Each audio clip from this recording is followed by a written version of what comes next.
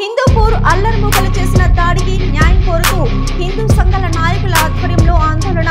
నిందితులపై చర్యలు తీసుకుంటామన్న హిందూపూర్ ఎమ్మెల్యే బాలకృష్ణ. 12వ రాష్ట్ర స్థాయి బీచ్ కబడ్డీ పోటీలు విజేతలకు బహుమతి ప్రదానం చేసిన మంత్రి నాదెండ్ల. మంగళగిరిలో ప్రజా దర్బార్ కార్యక్రమం. ప్రజల నుంచి వినతులు స్వీకరించిన మంత్రి నారా లోకేష్. తెలంగాణ హైకోర్టు న్యాయమూర్తి జస్టిస్ మాటూరి గిరిజా ప్రియదర్శిని హఠాత్ మరణం. జస్టిస్ ప్రియదర్శిని గారి భౌతిక కాయానికి పుష్పాంజలి ఘటించి కుటుంబ సభ్యులను పరామర్శించిన ముఖ్యమంత్రి రేవంత్ రెడ్డి. వైసీపీ నాయకులపై సోషల్ మీడియాలో అసత్య ప్రచారాలు. చర్యలు తీసుకొని పోలీసులు. మాజీ మంత్రి అంబటి విమర్శలు. శ్రీతేజ్ను పరామర్శించిన అల్లు అరవింద్. శ్రీతేజ్ ఆరోగ్య పరిస్థితి డాక్టర్లను అడిగి తెలుసుకున్న అరవింద్. అక్రమ గ్రావెల్ తవ్వకాలు చోద్యం చూస్తున్న అధికారులు. జాతీయ రహదారుల నిర్మాణం పూర్తికి కేంద్ర మంత్రి నితిన్ గడ్కరీ కృషి. మంత్రి కోమటిరెడ్డి వెంకటరెడ్డి ప్రశంసలు. 10 ఏళ్ల బీఆర్ఎస్ పాలన, 16 నెలల కాంగ్రెస్ పాలన. ప్రజల్లో భిన్న స్వరాలు. సుజల సురక్షిత తాగునీటి పథకం ప్రారంభించిన మంత్రి నారాయణ. మొన్న రాత్రి హిందూ కుటుంబం పైన అల్లరి మూకలు చేసిన దాడికి న్యాయం కోరుతూ హిందూ సంఘాల నాయకుల ఆధ్వర్యంలో హిందూపురం శాసనసభ్యులు నందమూరి బాలకృష్ణకి విన్నవించుకోవడం జరిగింది. అందుకు వారు జరిగిన సంఘటనను ఖండించి బాధితులకు న్యాయం జరిగేలా చూస్తారని హామీ ఇవ్వటం జరిగింది.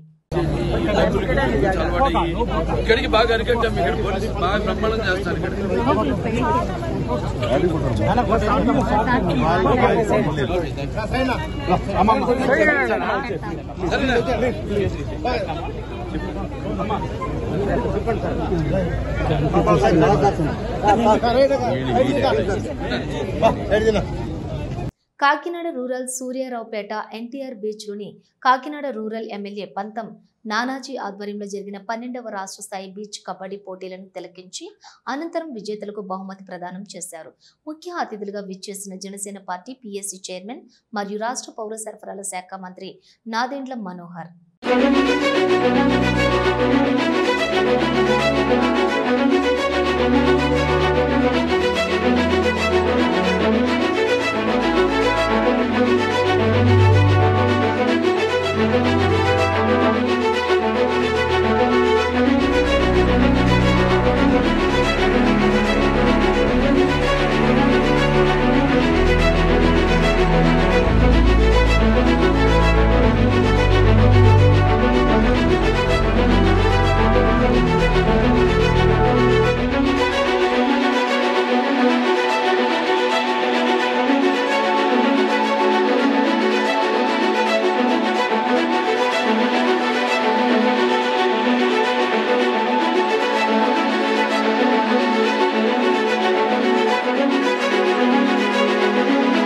మంగళగిరి ప్రజల కోసం ప్రజా దర్బార్ కార్యక్రమాన్ని మంత్రి నారా లోకేష్ నిర్వహించారు. ఈ కార్యక్రమానికి హాజరై ప్రజలు తమ యొక్క సమస్యలను నారా లోకేష్ దృష్టికి తీసుకువచ్చారు. వీలైనంత త్వరలో వారి సమస్యలను పరిష్కరించేలా చూడాలని అధికారులను ఆదేశించారు మంత్రి నారా లోకేష్.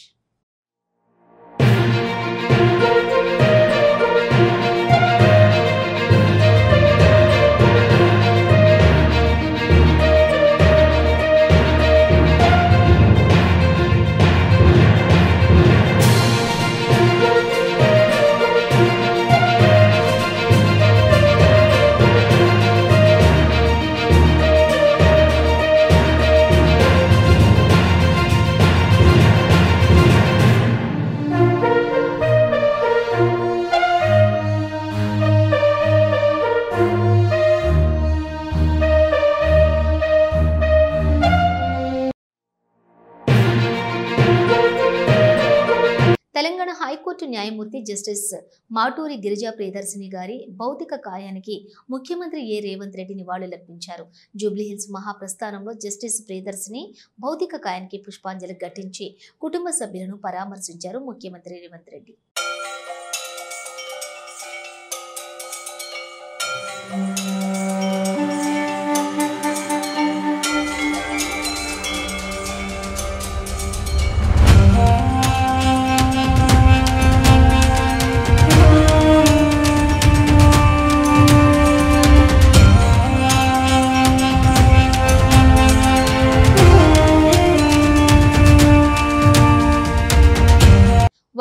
పార్టీని వైసీపీ నాయకులను సోషల్ మీడియా వేదికగా తీవ్ర అభ్యంతరకర అసభ్యకర పోస్టులు పెడుతున్న వారిపై చర్యలు తీసుకోవాలని ఎన్నిసార్లు ఫిర్యాదులు చేసినా పట్టించుకోవడం లేదని తప్పనిసరి సుప్రీంకోర్టును ఆశ్రయించడంతో 4 ఫిర్యాదులను ఎఫ్ఐఆర్ చేశారని అన్నారు మాజీ మంత్రి అంబటి రాంబాబు. టీడీపీ ప్రోద్బలంతో వైఎస్ఆర్ కాంగ్రెస్ పార్టీ వైఎస్ఆర్సీపీ నేతల మీద తప్పుడు పోస్టులు పెడుతున్న వారిని చట్టబద్ధంగా శిక్షించే వరకు మా పోరాటం సాగుతుందని హెచ్చరించారు అంబటి రాంబాబు. వైఎస్ఆర్ కాంగ్రెస్ పార్టీ నాయకులతో పాటు కలిసి వచ్చి 2 కంప్లైంట్స్ని ఈ పట్టాపురం పోలీస్ స్టేషన్లో ఇవ్వటం జరిగింది. ఇది ప్రధానంగా సోషల్ మీడియాలో వైఎస్ఆర్ కాంగ్రెస్ పార్టీని, వైఎస్ఆర్ కాంగ్రెస్ పార్టీకి చెందినటువంటి నాయకుల్ని తీవ్ర అసభ్య పదజాలంతో, లోకేష్ గారి ప్రోద్బలంతో పోస్టులు, వీడియోలు పెట్టి మా గౌరవ ప్రతిష్టలకు భంగం కలిగే విధంగాను, సంఘంలో పార్టీలు మధ్యన చిచ్చు పెట్టే విధంగాను గత కొంతకాలంగా ఐటీడీపీ ఆధ్వర్యంలో జరుగుతున్నటువంటి సోషల్ మీడియాలో అరాచకాన్ని అడ్డుకునేందుకు ఒక ఉద్యమ రూపంలో వైఎస్ఆర్ కాంగ్రెస్ పార్టీ తరఫున మేము పనిచేస్తున్నామని ఈ సందర్భంగా చెప్పదలుచుకున్నాను. ముఖ్యంగా గతంలో 5 కంప్లైంట్స్ పోయిన సంవత్సరం నవంబర్ మాసంలో ఇవ్వటం జరిగింది. 5 కంప్లైంట్స్ కూడా పోలీసు వారు రిజిస్టర్ చేయలేదు. చేయకపోతే హైకోర్టుని ఆశ్రయించడం జరిగింది. హైకోర్టులో 4 కేసులు రిజిస్టర్ చేశారు. ఇంకో కేసు రిజిస్టర్ చేయలేదు. అది కూడా ఇంకా హైకోర్టులో పెండింగ్లో ఉంది. ఇది ఇలా ఉంటే సీమరాజు అనే ఒక వ్యక్తి, ఆయన ఒక వీడియోలు చేసి తన ఐడిలో వైఎస్ఆర్ కాంగ్రెస్ పార్టీని, జగన్మోహన్ రెడ్డి గారిని, వైఎస్ఆర్ కాంగ్రెస్ పార్టీ నాయకుల్ని, నన్ను అనేక రకాలుగా దుర్భాషలాడి విద్వేషాలు రెచ్చగొడుతూ అనేక పోస్టింగ్లు, అనేక వీడియోలు చేస్తున్నటువంటి విషయం చాలామందికి తెలుసు. దీని వెనుకాల టీడీపీ ఉండి నడుపుతూ ఉంది. పైగా ఆయన ఆ సీమరాజు అని ఆయన పేరు వేరే చంద్రకాంత్ చౌదరిట, ఆయన మెల్లో వైఎస్ఆర్సీపీ జెండా కండువా కప్పుకుంటాడు. అల్లు అర్జున్ సినిమా రిలీజ్ లో గాయపడిన శ్రీతేజ్ ను అల్లు అరవింద్ పరామర్శించారు. రీహబ్ కు వెళ్లి డాక్టర్లను కలిసి శ్రీతేజ్ ఆరోగ్య పరిస్థితిని అడిగి తెలుసుకున్నారు. శ్రీతేజ్ కోలుకోవటం కోసం మా కుటుంబం అంతా ఎదురు చూస్తోంది.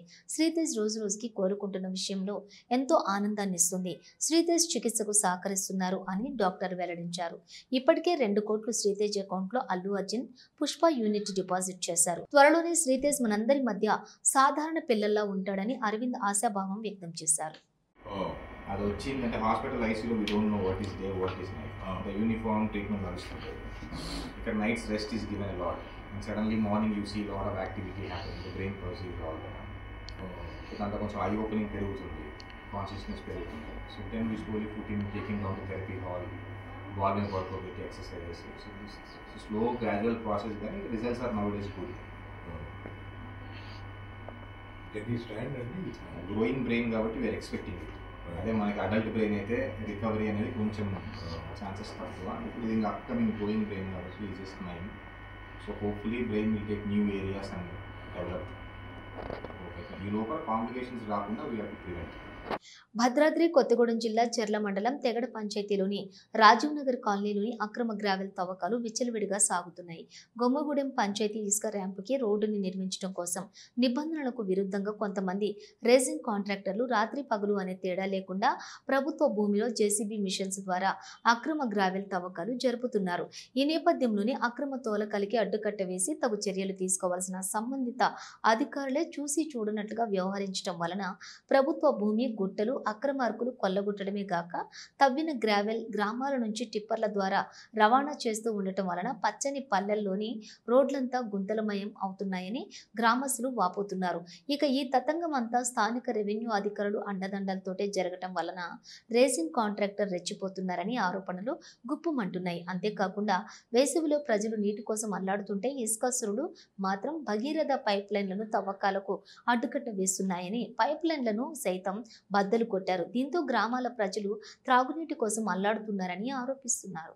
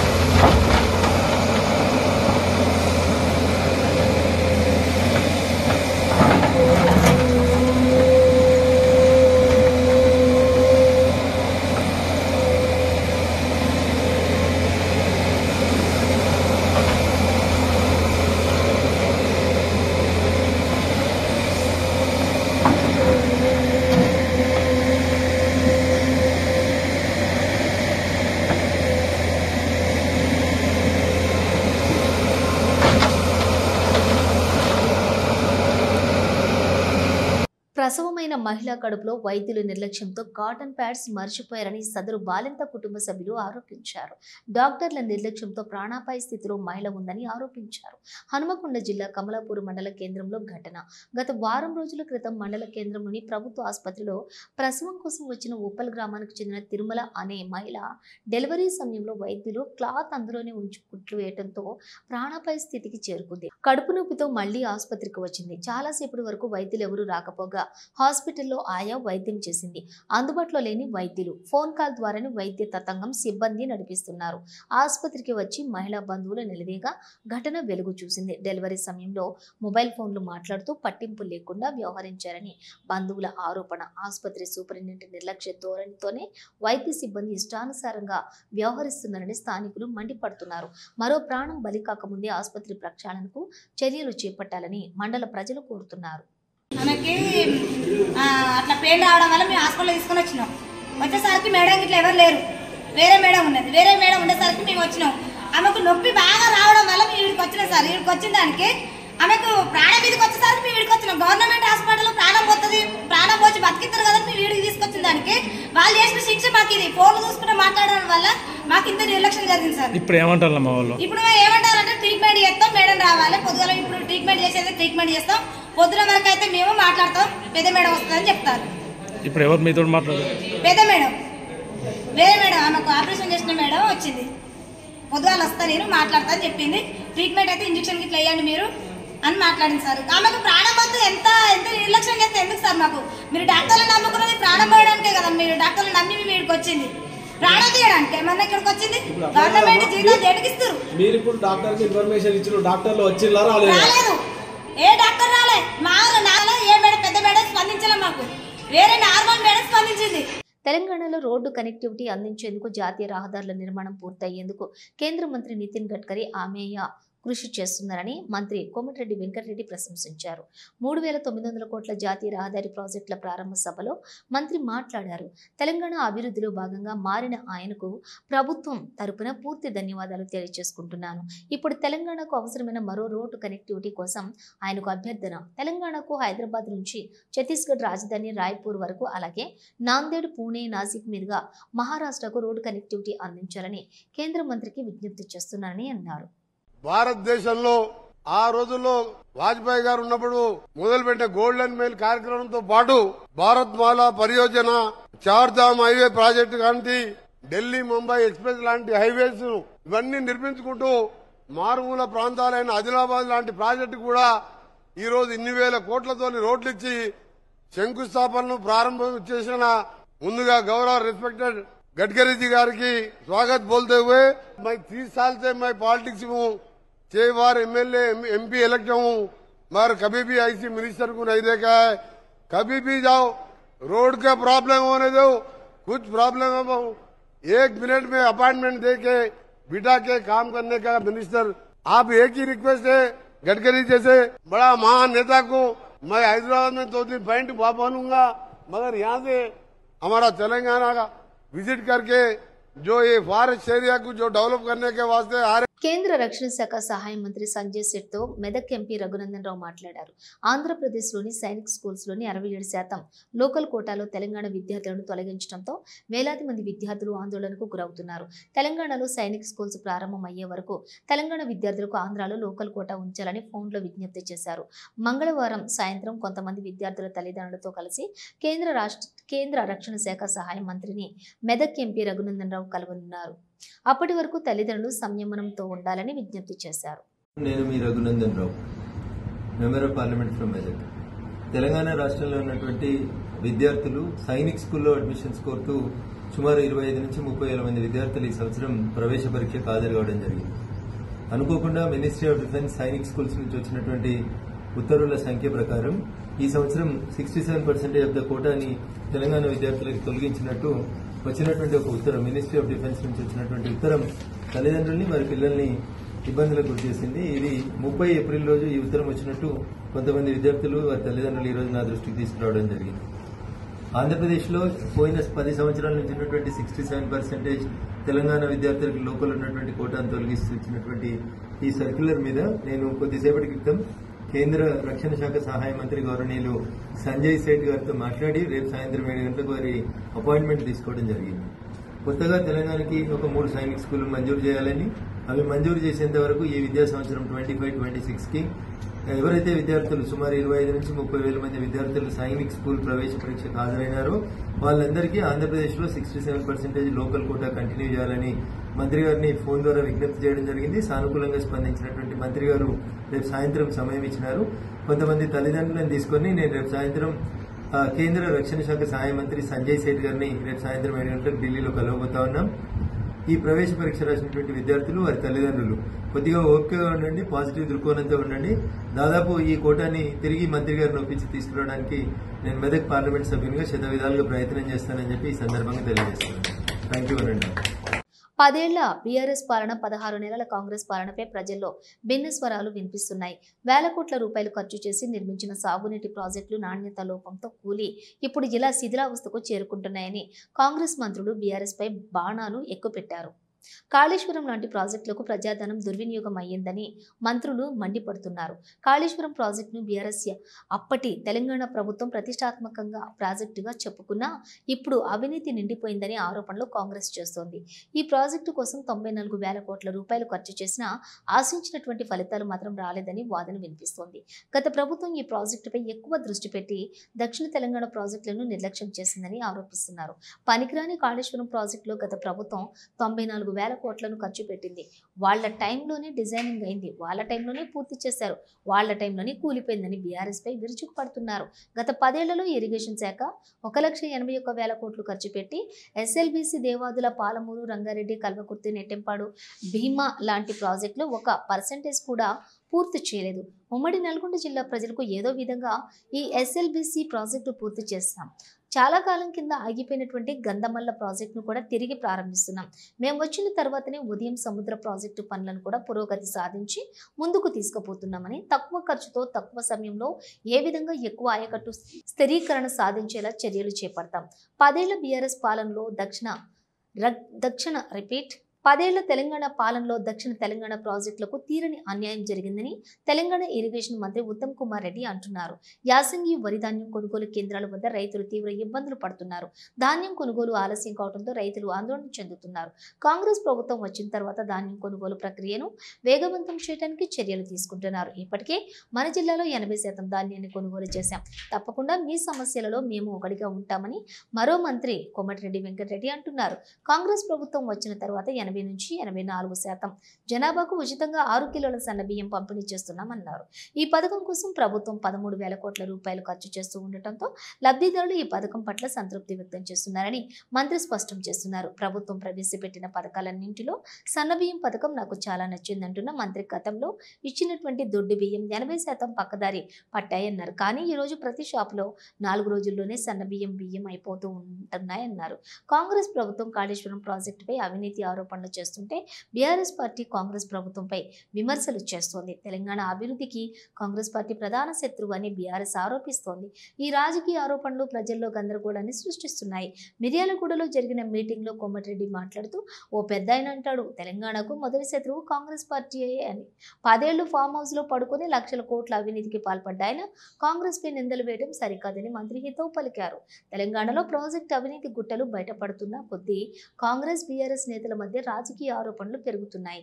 రోజు రోజుకు రాజకీయం వేడెక్కుతోంది. సంక్షేమ పథకాల అమలుపై బీఆర్ఎస్ నిలదీస్తోంది. ఆరోపణలపై ప్రభుత్వం ఎలాంటి చర్యలు తీసుకుంటుందో చూడాలి. దక్షిణ తెలంగాణ ప్రాజెక్టులను పూర్తి చేయడానికి ప్రభుత్వం చిత్తశుద్ధితో పనిచేస్తుందా? ప్రజలకు న్యాయం జరుగుతుందా? తెలంగాణ నీటిపారుదల ప్రాజెక్టులు ప్రజల ఆశలు, రాజకీయ నాయకుల అవినీతి, ఈ కథకు ముగింపు ఎప్పుడూ వేచి చూడాల్సి ఉంది.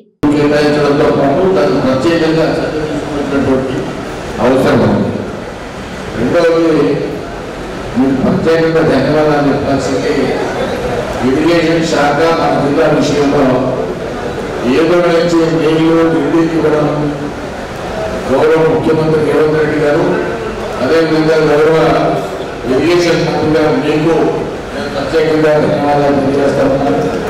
అదేవిధంగా ఇవాళ మనం ఆలోచన చేయాల్సింది ఇప్పటికే నాగోపారెడ్డి గారు చెప్తున్నారు, గ్రామాల వెళ్ళంలో ఎత్తిపోతాను ఏదైతే ఉందో ఇరిగేషన్ శాఖ పనులని వేగవంతం చేస్తూ, అదేవిధంగా ఎక్కడెక్కడ గ్యాప్స్ ఉన్నాయో, ఏ కారణంగా పనులు డిలే అవుతున్నాయో అవన్నీ పరిశీలిస్తూ సమీక్ష చేస్తూ ముందుకు పోతున్న విషయం కూడా మనం చెప్తున్నాం. మిత్రులారా, వేదిక మీద ప్రజలకి, అధికారులకు మేము మనం చేస్తున్నాం. మన ప్రభుత్వం యొక్క ఇరిగేషన్ లో మన స్లోగన్ ఏంటంటే తక్కువ ఖర్చుతో తక్కువ సమయంలో ఏ విధంగా ఎక్కువ ఆయకట్టు తీసుకురాగలుగుతామో అన్ని పనులు చేపడుతున్నాము.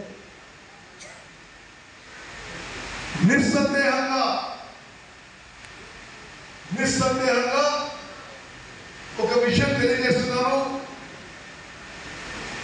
కాళేశ్వరం ప్రాజెక్టుపై ఎక్కువ ఫోకస్ పెట్టి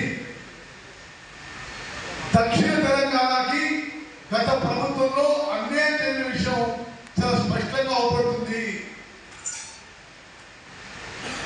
అసలు ఇప్పుడు దేనికి పనికిరాకపోయిన కాళేశ్వరం ప్రాజెక్టులో గతంలో 94,000 కోట్లు ఖర్చు పెట్టింది. అదే 94,000 కోట్లు వేరే ప్రాజెక్టులు పెడితే ఇప్పటి వరకు ప్రాణాయ చేతులు అయిపోయేది, ఎస్ఎల్బిసి అయిపోయేది, డిండి అయిపోయేది, దేవాదులు అయిపోయేది, పాలమూరంగానే అయిపోయేది. అదే ఖర్చుతో, ఆ ఒక్క ఖర్చుతో ఇన్ని ప్రాజెక్టులు అయిపోయాయి. సీతారాం ప్రాజెక్ట్ అయిపోయేది. మరి డిజైన్ లోపము, అసమర్థతలో, అవినీతిలో ఏ విధంగా మరి కాళేశ్వరం ప్రాజెక్టుకి వాళ్ళే అన్న మేడిగడ్డ బ్యారేజ్. నల్గొండ జిల్లా నకరేకల్ మండలం తాటికల్ గ్రామ ఆవాస గ్రామమైన తెట్టెకుంట భూభారతి చట్టం 2025ని పురస్కరించుకొని జిల్లాలోని నకరేకల్ మండలమును పైలట్ ప్రాజెక్టు క్రింద ఎంపిక చేయడం జరిగింది. ఇందులో భాగంగా రెవెన్యూ సదస్సులను నిర్వహించుటకు షెడ్యూల్ను 2 టీములుగా ఏర్పాటు చేయనైనది. తెట్టెకుంట గ్రామంలోని తహసీల్దార్, నాయబ్ తహసీల్దార్లు, గిర్దావర్లు, సర్వేయర్లు మరియు రెవెన్యూ సిబ్బంది అందరూ హాజరయ్యారు. తమకు ధరణిలో ఏంటంటే ధరణికి అప్పీల్ ప్రొవిజన్ లేదు. మా దగ్గర ఏదైనా పొరపాట్లు ఉంటే మాత్రం ధరణిలో అప్పీల్ చేసుకోవడానికి లేదు.